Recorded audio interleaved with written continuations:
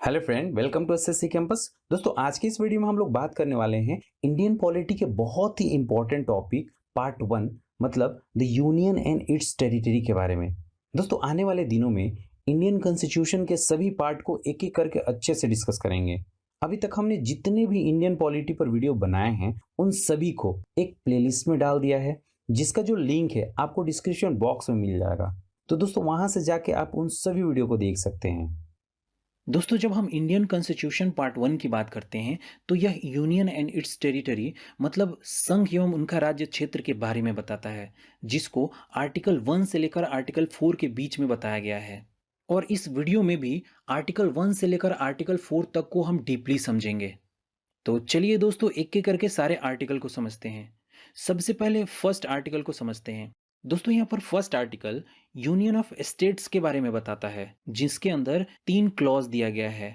तो clause first को समझते हैं। तो देखिए, क्लॉज फर्स्ट क्या कहता है कि India that is Bharat shall be union of state. मतलब फर्स्ट क्लॉज कहता है कि इंडिया या भारत एक यूनियन ऑफ स्टेट होगा। दोस्तों, भारत में संघ के स्थान पर यूनियन शब्द का यूज किया गया है। यूनियन शब्द का मतलब है कि कोई भी राज्य भारत से अलग नहीं हो सकता है। यहाँ पर एक चीज समझने वाली बात है कि एक यूनियन होता है और एक फेडरेशन होता है। अब इन दोनों में डिफरेंस क्या होता है? देखिए, यूनियन में कोई भी स्टेट अपने मर्जी से शामिल होता है, लेकिन वही फेडरेशन की अगर मैं बात करूं तो वह समझौते से शामिल किया जाता है। मतलब फेडरेशन में कोई भी जो स्टेट है वो समझौते से शामिल होता है। सेकेंड डिफरेंस ये है कि अगर यूनियन में कोई स्टेट शामिल हो गया तो वो चाह कर भी उससे छोड़ नहीं सकता है, लेकिन वही फेडरेशन में क्या होता है कि एग्रीमेंट तोड़कर उस कंट्री से अलग हो सकता है। थर्ड, अगर मैं यूनियन की बात करूं तो यूनियन में जो सेंट्रल गवर्नमेंट होता है वो शक्तिशाली होता है, जबकि स्टेट जो गवर्नमेंट होती है वो बहुत वीक होती है, बहुत कमज़ोर होती है। वही मैं फेडरेशन की बात करूं तो फेडरेशन में जो स्टेट होती हैं वो बहुत पावरफुल होती हैं, जबकि जो सेंट्रल गवर्नमेंट होता है, जो सेंटर होता है वो बहुत ही कमज़ोर होता है, मतलब वीक होता है। दोस्तों, फेडरेशन की अगर मैं एग्जांपल की बात करूं तो यूनाइटेड स्टेट ऑफ अमेरिका मतलब यूएसए बहुत ही अच्छा एग्जाम्पल होगा। दोस्तों, सेकंड क्लॉज की अगर मैं बात करूं तो सेकंड क्लॉज में क्या कहा गया है कि states and the territories thereof shall be specified in the first scheduled.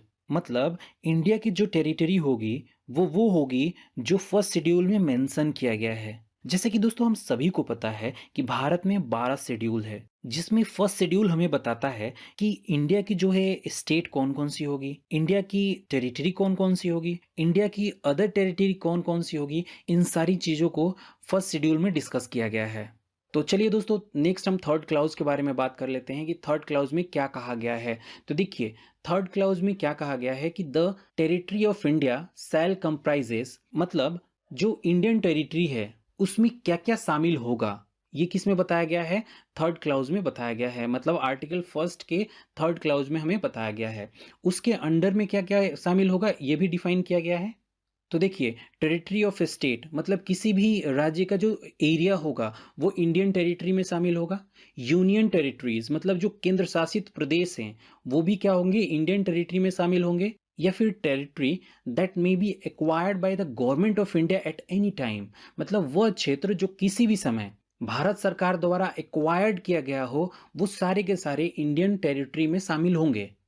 ठीक है, ये सारे के सारे फर्स्ट आर्टिकल में ये बताया गया है।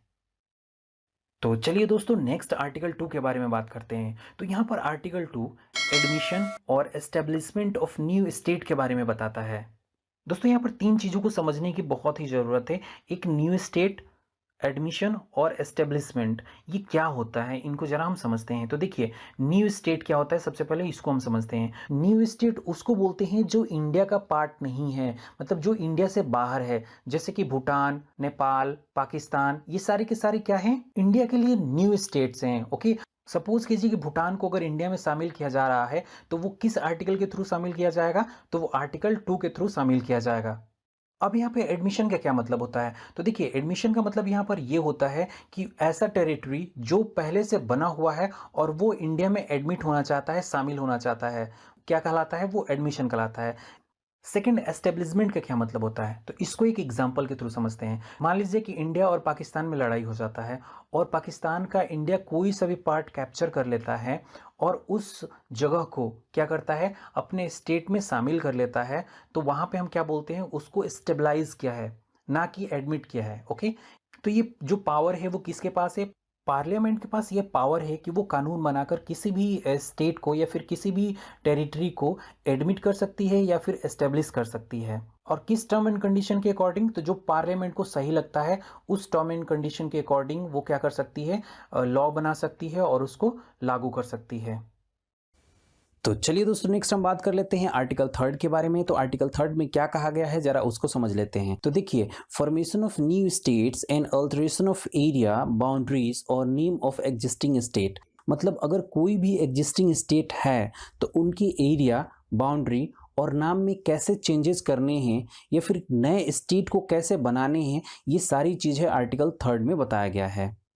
दोस्तों, आर्टिकल 3 में ही बताया गया है, संसद के पास यह पावर है कि वो किसी स्टेट को तोड़ के एक नया स्टेट बना सकती है या फिर किसी दो स्टेट को कंबाइन करके, यूनाइट करके किसी एक स्टेट को बना सकती है। किसी भी राज्य की जो एरिया है उसको बढ़ा सकती है या किसी भी राज्य की एरिया को घटा सकती है।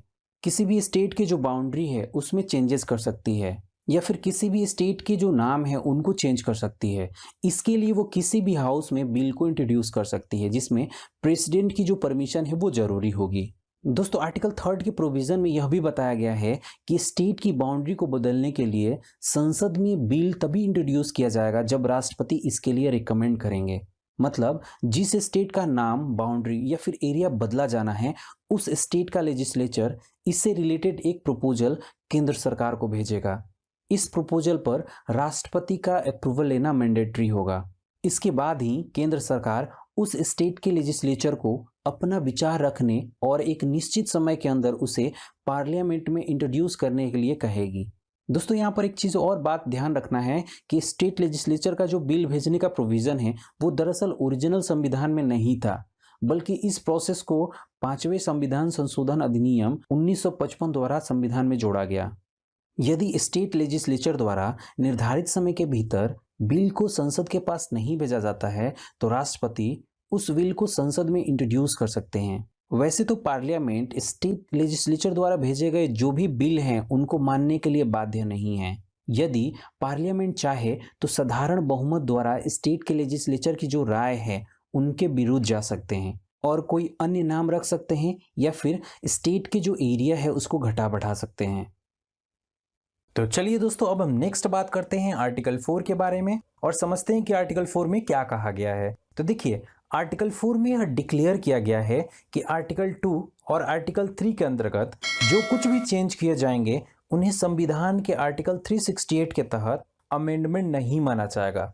अब इसका क्या मतलब होता है, तो इसका मतलब यह होता है कि ऐसा कानून एक सिंपल मेजोरिटी और ऑर्डिनरी लेजिस्लेटिव प्रोसेस के तहत पास किया जाएगा।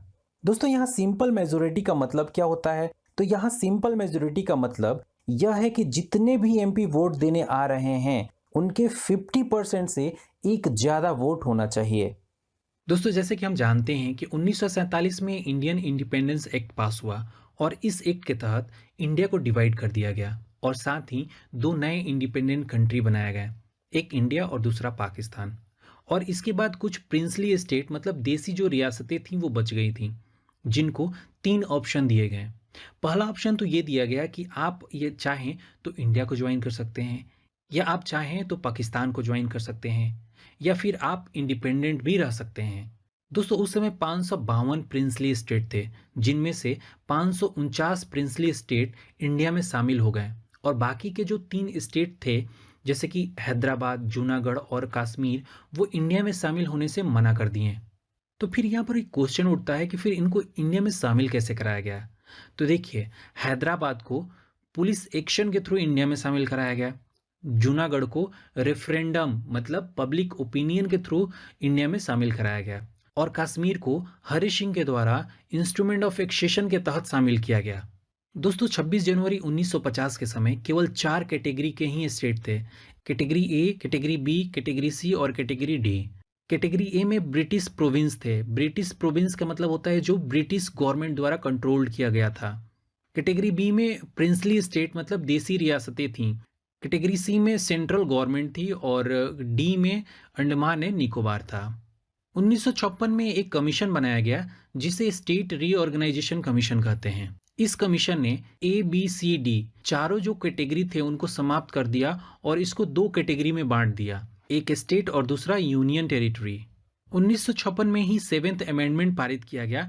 इस अमेंडमेंट द्वारा भारत में 14 स्टेट और 6 यूनियन टेरिटरी बनाए गए।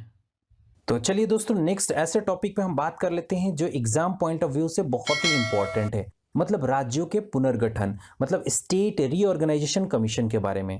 तो इसको हम अच्छे से समझते हैं। तो देखिए, स्वतंत्रता मिलने के बाद जब दक्षिण भारत में लैंग्वेज के आधार पर राज्यों की बंटवारे की मांग होने लगी, तो इस पर डिस्कशन करने के लिए डॉक्टर राजेंद्र प्रसाद ने इलाहाबाद हाई कोर्ट के रिटायर्ड जज श्याम कृष्ण धर मतलब SK धर की अध्यक्षता में जून 1948 को लिंग्विस्टिक प्रोविंस कमीशन के लिए एक 4 सदस्यीय टीम की नियुक्ति की।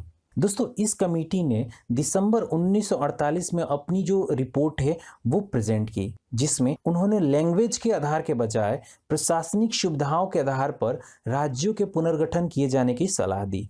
SK धर कमीशन की रिकमेंडेशन पर 3 लोगों की एक कमेटी बनाई गई, जिसमें JVP मतलब पंडित जवाहरलाल नेहरू, सरदार वल्लभ भाई पटेल और पट्टाभी सीतारामैया शामिल थे। इन्होंने लैंग्वेज के आधार के बजाय पुनर्गठन के मांग को एक स्वर से खारिज कर दिया।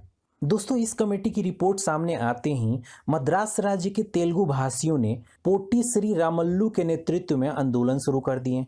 56 दिनों के आमरण अनशन के बाद सामाजिक कार्यकर्ता पोट्टी श्री रामल्लू की मद्रास से आंध्र प्रदेश को अलग किए जाने की मांग को लेकर 15 दिसंबर 1952 को मृत्यु हो गई। इससे आंदोलन और तेज हो गया, जिसके बाद प्रधानमंत्री पंडित जवाहरलाल नेहरू ने तेलुगु भाषियों के लिए एक अलग आंध्र प्रदेश राज्य बनाने की घोषणा कर दी। इस प्रकार 1 अक्टूबर 1953 को आंध्र प्रदेश भाषा के आधार पर बनने वाला पहला राज्य बन गया। दोस्तों, भाषा के संघर्ष के चलते ही मुंबई राज्य का बंटवारा कर दिया गया और 1 मई 1960 को महाराष्ट्र तथा गुजरात राज्य बनाया गया। 1960 में गुजरात राज्य को बनाने के लिए महागुजरात आंदोलन चलाया गया, जिसके बाद गुजराती बोलने वाली जनसंख्या के लिए गुजरात राज्य बना दिया गया और मराठी बोलने वाली जनसंख्या के लिए महाराष्ट्र राज्य बनाया गया। दोस्तों, 1961 के समय गोवा, दमन व दीव पुर्तगाल के कब्जे में था, जिसको इंडियन गवर्नमेंट ने भारतीय संघ में मिलाने के लिए ऑपरेशन विजय के साथ सैन्य कार्रवाई की, जिसके बाद 19 दिसंबर 1961 को इसे अपने अधिकार क्षेत्र में ले लिया गया एवं 12वें संविधान संशोधन अधिनियम 1962 के द्वारा इसे 7वां केंद्र शासित प्रदेश बना दिया गया। आगे चलकर 1987 में गोवा को एक पूर्ण राज्य का दर्जा दे दिया गया, जबकि दमन व दीव को अलग केंद्र शासित प्रदेश बना दिया गया। दोस्तों, 1963 में असम में एक आंदोलन शुरू हुआ, जिसे नागा आंदोलन के नाम से जानते हैं। इस नागा आंदोलन के कारण असम को विभाजित कर दिया गया और 1 दिसंबर 1963 को नागालैंड भारत का 16वां राज्य बना। दोस्तों, 1 नवंबर 1966 में पंजाब को बांट दिया गया और पंजाबी भाषा के लिए पंजाब तथा हिंदी भाषा के लिए हरियाणा 2 राज्य की घोषणा कर दी गई। 25 जनवरी 1971 को हिमाचल प्रदेश को पूर्ण राज्य का दर्जा भी दे दिया गया और इसके साथ ही हिमाचल प्रदेश देश का 18वां राज्य बना। दोस्तों, मणिपुर, मेघालय और त्रिपुरा को 21 जनवरी 1972 को अलग राज्य का दर्जा दे दिया गया। 26 अप्रैल 1975 में सिक्किम को भारतीय गणराज्य में शामिल किया गया और देश का 22वां राज्य बनाया गया। दोस्तों, 20 फरवरी 1987 को मिजोरम तथा अरुणाचल प्रदेश को पूर्ण राज्य का दर्जा दिया गया। 30 मई 1987 को गोवा भारत का 25वां राज्य बना। दोस्तों, 1 नवंबर 2000 में उत्तर प्रदेश से उत्तराखंड अलग हुआ और भारत का 26वां राज्य बना। 9 नवंबर 2000 में बिहार जो है वो झारखंड से अलग हुआ और भारत का 27वां राज्य बना। 15 नवंबर 2000 में मध्य प्रदेश से छत्तीसगढ़ अलग हो गया और भारत का 28वां राज्य बना। दोस्तों, 18 फरवरी 2014 में तेलंगाना आंध्र प्रदेश से अलग होने के बाद एक नया राज्य बन गया। तब उस समय तेलंगाना देश का 29वां राज्य बना था। दोस्तों 5 अगस्त 2019 से पहले भारत में 29 राज्य थे। आर्टिकल 370 खत्म होने के साथ ही राज्यों की जो संख्या है वो घटकर 28 हो गई है, क्योंकि जम्मू कश्मीर अब राज्य नहीं रहा, केंद्र शासित प्रदेश बन गया है। दोस्तों जम्मू कश्मीर को 2 हिस्सों में बांट दिया गया है।